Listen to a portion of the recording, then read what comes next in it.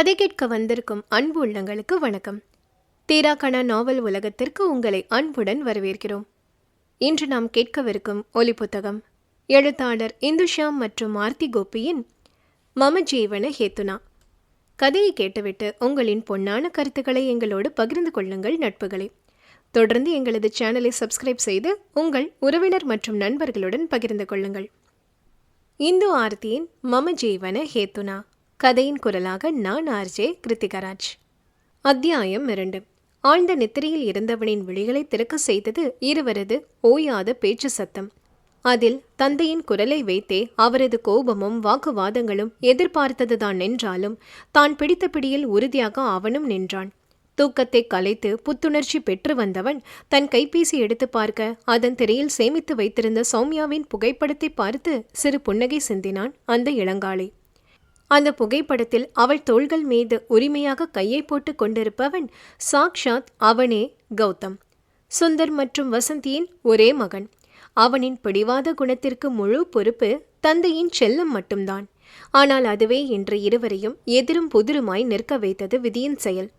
பருவ பெண்களின் விழிகளை நிரப்பிவிடும் 6 அடி உயரம் கொண்ட பேரழகன். உயரத்திற்கு ஏற்ற கம்பீரமும் வசீகரிக்கும் தோற்றம். சிறிய விழிகள் என்றாலும் ஆழ்ந்து பார்க்கும் அழுத்தமான பார்வை, இறுக்கமான தாடைகள், அழுத்தமான இதழ்கள் வெளிப்படுத்தாத புன்னகையை அவன் கண்கள் அழகாக வெளிப்படுத்தும் என்றே தோற்றம் கொண்ட நவ நாகரிக இளைஞன். அவன் சிறு துளி பார்வைக்காக ஏங்கும் தனிப்பெண்கள் பட்டாளமே அவன் கல்லூரியில் இருக்க அதில் ஒரு சிலரை தவிர அனைவரையும் தள்ளியே நிறுத்தி வைத்து விடுபவன். ரொம்ப சத்தமா இருக்கே, இதுல இவ வேற காலையிலே வந்துட்டாளா? அதுதான் தலைவர் ரொம்ப எகிறாரு என்று நினைத்து கொண்டே கீழே சென்றான். அவன் வருவதை பார்த்த சுந்தர் தன் பேச்சை நிறுத்திவிட்டு வேகமாக அங்குள்ள அறைக்குள் புகுந்தார். அவர் செல்லுவதை கேலியாக பார்த்து புன்னகைத்து கொண்டே வைஷ்ணவியின் அருகில் சென்று அமர்ந்து அன்றைய செய்தித்தாளை புரட்டியவன், என்ன கோபமா இருக்காராமா என்று கண்கள் தாளிலும் கவனம் உள்ளே சென்ற தந்தையிடமும் வைத்தபடி கேட்டான். டே, ஏண்டா அங்கிளுக்கு இப்படி டென்ஷன் கொடுக்குற? அவர் இடத்துலேருந்து கொஞ்சம் யோசிச்சு பாரு. எதையும் சொல்ற விதத்துல சொன்னாதான் கேட்டுப்பாங்க என்று மெதுவாக கூறினாள் அவள். அவள் பேசுவதை காதில் வாங்கிக் கொள்ளாமல் செய்தித்தாளினுள் இன்னும் ஆழ்ந்து மூழ்கியிருந்தான் அவன்.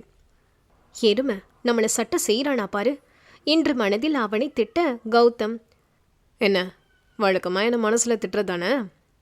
நீ என்ன வேணாலும் சொல்லு, ஆனா நான் என்று இடைவெளி விட்டவன் அவளை ஒரு நொடி நிமிர்ந்து பார்த்துவிட்டு பிறகு தந்தை சென்ற அறையின் மீது பார்வையை பதித்து பலத்த குரலில், நாங்க எடுத்த முடிவில் எந்த மாற்றமும் இல்லை. அவர் அமைதியா கல்யாணத்துக்கு ஒத்துக்க சொல்லு என்று கூறினான். அடக்கி வைத்த கோபம் மீண்டும் கொப்பளிக்க சுந்தர் அறையில் இருந்தபடி, அவன் பேசுறத பாத்தியா வசந்தி? எவ்வளவு திமிரு இருந்தா இப்படி ஏன் கிட்டேயே சொல்லுவான்? அந்த பொண்ணோட மனசையும் கெடுத்து வச்சிருக்கான். நாளைக்கு அவங்க முகத்துல நான் எப்படி முழிப்பேன்? உன் பையன் பண்ண வேலைக்கே அவங்களா இருக்கவே இதை பெருசு பண்ணாம இருக்காங்க என்ற வார்த்தைகள் முற்றத்தில் அமர்ந்திருந்தவர்களுக்கும் நன்றாக கேட்க வைஷ்ணவி செய்வதறியாது முழித்தாள். அதை கேட்டவள் வேகமாக எழுந்து நின்று கைகளில் இருந்த செய்தித்தாளை கோபத்தில் கசக்கி வீசி பதில் பேச வாய் எடுத்தவனை வைஷ்ணவி அவனின் வலது கையின் மணிக்கட்டை பிடித்து எதுவும் பேசி விடாதே என்பதை போல் தன் தலையை மெல்ல இடமும் வலமும் அசைத்தாள். கோபம் அடக்கப்பட்டதால் மேலும் சினம் கொண்டவன் தன் கையை அவளிடமிருந்து உதறிக்கொண்டு தன் இரு கைகளை இடுப்பில் வைத்து நெற்றி நரம்புகள் புடைத்து கொள்ள தாடியை மேலும் இறுக்கியவன் வாய் பேச முடியாத வார்த்தைகளை மனதிலே அசை போட்டு கொண்டிருந்தான். அவன் கருமணிகள் இங்கும் அங்கும் அலைப்பாய தந்தையிடம் எப்படி புரிய வைப்பது என்ற குழப்பத்தில் சோர்ந்து போனான். இங்க பாரு வைஷோ, அவன் கிட்ட சொல்லிவை, அவன் என்ன எதுவும் நிறைவேறாது. நீ அவனுக்கு புரிய வைப்பேங்கிற நம்பிக்கையில தான் நான் இருக்கேன். ஆஃபீஸ் போயிட்டு வரேன்டா என்று வைஷ்ணவியின் தலையை வருடிவிட்டு மகனை திரும்பியும் பாராமல் அலுவலகம் புறப்பட்டு சென்றார் சுந்தர். அதே வாக்கிலே நின்றவன் சுந்தர் சென்றதும் வைஷ்ணவியை பார்த்து, உன்னை நம்புவாரு, ஆனா என்ன நம்ப மாட்டாராமா? இதுல எல்லாத்துக்கும் நீயும் உடந்தன்னு தெரிஞ்சா என்ன பண்ணுவாரா என்று கேட்டபடி சோபாவில் அமர்ந்தான். இங்க பாரு கௌதம், நீங்க 2 பேரும் சுலபமா உங்க விருப்பத்தை சொல்லிட்டீங்க. பெரியவங்க அதை முதல்ல உணர்றதுக்கு அவகாசம் கொடுங்க. இந்த கல்யாணம் நடக்கணும்னா நீங்க நிறைய விஷயங்களை சந்திக்கணும், நிறைய பேரை சமாளிக்கணும், போராட்டங்களை பொறுமையா எதிர்கொள்ளணும். அதனால நீ பொறுமையா வளர்த்துக்கோ என்று அவனுக்கும் புரியும் விதத்தில் எடுத்துரைத்தாள்.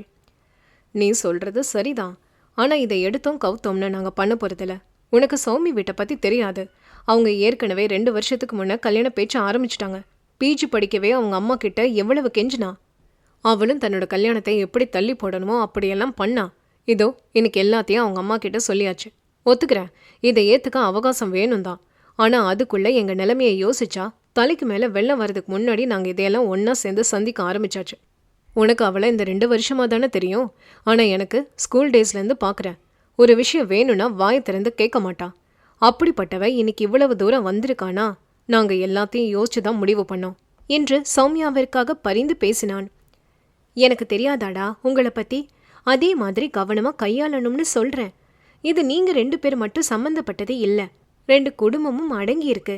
நீ வேணா உங்க அம்மா கிட்ட பேசி பாரு, உனக்கு ஒருவேளை தெளிவும் தைரியமும் கிடைக்கும் என்ற யோசனை சொன்னவளை சட்டென்று நிமிர்ந்து பார்த்தவனின் மனதில் இருந்த பாரம் குறைந்தது போல் உணர்ந்தான். வைஷ்ணவி கூறியவுடன் அவர் அறையை ஒரு அர்த்தத்துடன் பார்த்தவன், சரி தேங்க்ஸ் வைஷோ என்றான் மெல்லிய புன்னகையுடன். சரிடா, காலேஜில் பார்க்கலாம். எனக்கு நோட்ஸ் எடுக்க லைப்ரரி போகணும், பைடா என்று சொல்லிவிட்டு தன் ஸ்கூட்டியில் கல்லூரிக்கு பறந்தாள்.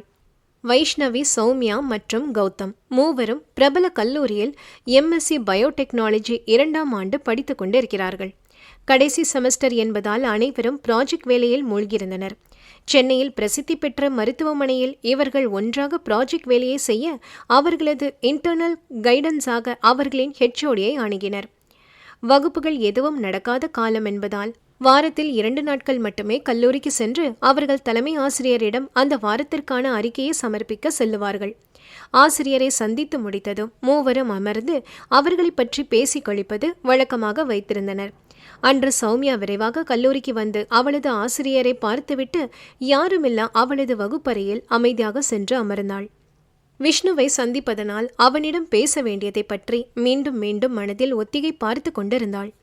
நேற்று ஒரு வேகத்தில் மேலோட்டமாக சொன்னதை எப்படி அவனிடம் இப்போது தெளிவாக பேசி புரிய வைப்பது என்றெண்ணுகையில் அவளுக்கு தலை வலித்தது. கல்லூரி வந்து சேர்ந்த கௌதம் சௌமியாவை தேட அவளை அவர்களது வகுப்பறையில் கண்டதும் மெல்ல அவள் முன்னே இருந்த மேஜையில் ஏறி அமர்ந்து கொண்டான். கண்களை மூடி அமர்ந்திருந்தவளின் முகத்தை வைத்தே எதுவும் சரியில்லை என்று யோகித்தவன் அவள் தலைவலியை போக்க நெற்றியை பிடித்து விட்டான். அவன் ஸ்பரிசத்தை உணர்ந்தவள் கண்களை விழித்து மெல்ல புன்னகைத்து தேங்க்ஸ்டா என்று சொல்லி மீண்டும் கண்களை மூடிக்கொண்டாள். விஷ்ணுவை பற்றி எப்படி கேட்பது என்று தயங்கியவன் சிறிது நேரம் கழித்து, நேத்து எப்படி போச்சு? உன்னோட தலைவலிக்கு காரணம் விஷ்ணுவா என்று எடுத்தவுடன் நேரடியாக கேட்டுவிட்டான். அவன் கேள்வியில் சட்டென்று கண்களை திறந்தவள் பதில் சொல்ல முடியாமல் தவித்தாள். அவள் முகபாவங்களை வைத்து ஏதோ யோசித்தவன் அவளிடம், நம்மளை பற்றி சொல்லிட்டியோ? அதுக்கு என்ன சொன்னாரு உன் அத்தை பையன் என்று எங்கோ தன் பார்வை பதித்து அந்த அத்தப்பையன் என்பதில் அழுத்தம் கூட்டி கேட்டான். சொன்னேன், முழுசா சொல்லலை, ஆனால் அந்த நேரத்துக்கு என்ன சொல்லணுமோ அதை மட்டும் சொன்னேன் என்றாள். அதை கேட்டவனின் முகத்தில் அவனின் பதில் என்னவாக இருக்கும் என்ற எதிர்பார்ப்புடன், அதுக்கு என்ன சொன்னாரு என்று கேட்க அவள் எதுவும் சொல்லலை, அதே சமயம் பெரியவங்க முன்னாடியும் எதையும் தெரியப்படுத்தலை என்றாள் அமைதியாக. ஏன் எதுவுமே சொல்லலையா? இல்லடா, ஆனால் ஏதோ பேசி இப்போதைக்கு நிச்சயம் மட்டும் பண்ணுங்கன்னு சொன்னாரு என்று அவள் முடித்தவுடன் அவன் கோபமாக எழுந்து அவளுக்கு முதுகை காட்டி நின்றான். என்னடா கோபமா என்று கேட்க அதற்கு கௌதம் உடனடியாக, பின்ன என்ன நினச்சிட்டு இருக்காரு? எதுவும் பதில் சொல்லலை, ஆனால் நிச்சயம் மட்டும் பண்ணுங்கன்னு சொன்னா என்ன அர்த்தம்? இங்கே பாரு சோமி, ஏதாவது நமக்கு தெரியாமல் பண்ண நினச்சா என்னை வேற கௌதமாக தான் எல்லாரும் பார்ப்பீங்க என்றான் உச்சக்கட்ட கோபத்தை காட்டி. அதில் சற்று அதிர்ந்தவள் பதில் ஏதும் சொல்லாமல் அவனையே அதிர்ந்து பார்த்து நிற்க அப்போதுதான் தான் கூறிய விதம் அவன் மண்டையில் உரைத்தது.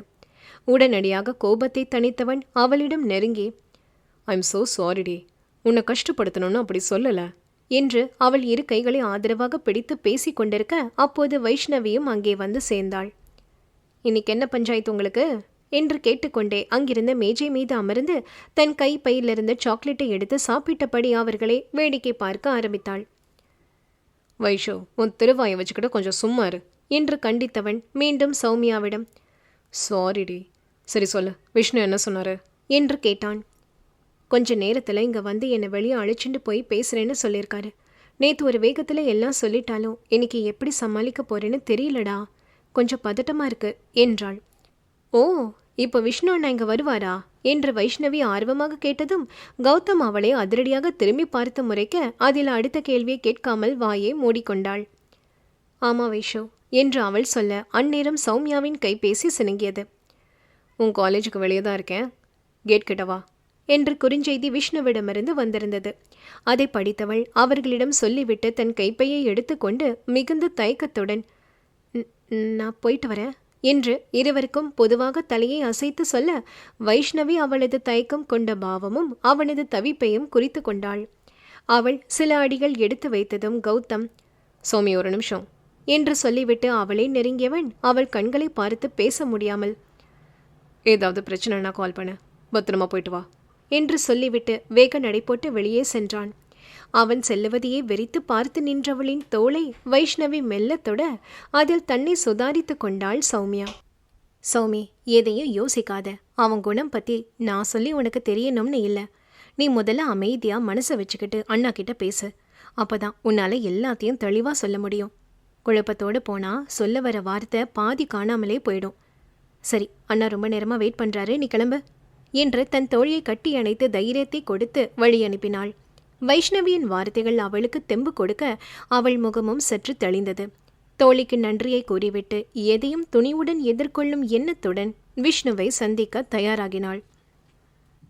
கதையில் அடுத்து என்ன என்பதை அடுத்த பதிவில் பார்ப்போம். அதுவரை இணைந்திடுங்கள் எங்களோடு. தொடர்ந்து நம்ம சேனல்ல கதைகள் கேட்டு மகிழ தீரா கண நாவல் யூடியூப் சேனலுக்கு சப்ஸ்கிரைப் பண்ணுங்க. மீண்டும் சந்திப்போம்.